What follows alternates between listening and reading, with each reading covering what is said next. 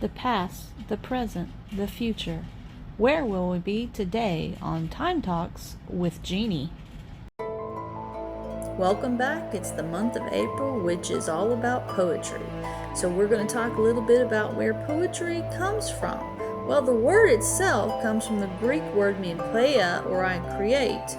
It's used to convey things like love, lyrics, anger, hate, magic. You never know. It's just whatever. It's an art form that predates literacy. But we're going to talk about how it does have a literacy connection, especially in today's form of poetry.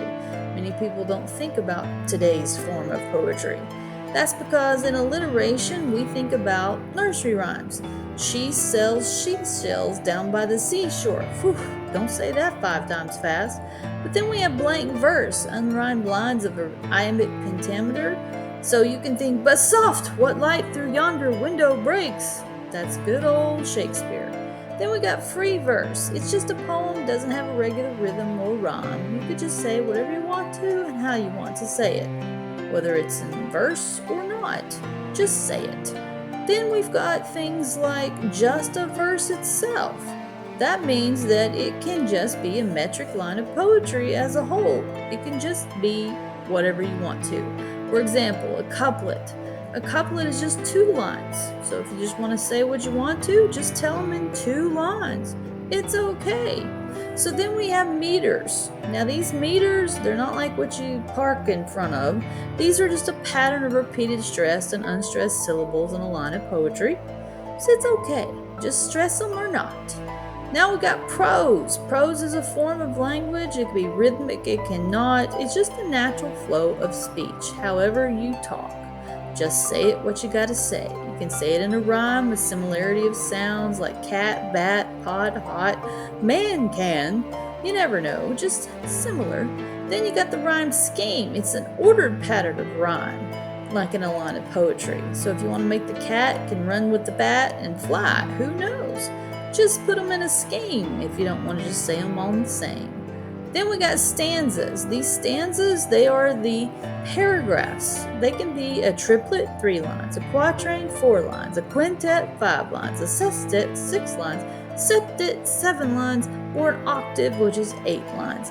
However you want to mention it or say it.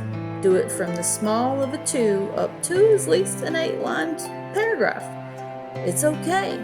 Just say what you want to say and do what you want to do. Ooh, that sounds familiar. Oh, that's right, lyrics. Now, sonnets. Sonnets are poems that are consisting of 14 lines of iambic pentameter. Now, there's 2 types. Now, the most popular we know of is Shakespeare. Shakespeare likes to consist of, like, his own kind of thing, but the Italians, they did it too. The Italians, they say they want 1 octave, which is 8 lines, and an sestet of 6 lines. It's okay. It's the way they want to do things. Now, Shakespeare, he did it a little bit different. He wanted to stick in 3 quatrains, which are 4 lines each, and a final rhyming of a couplet of 2 lines.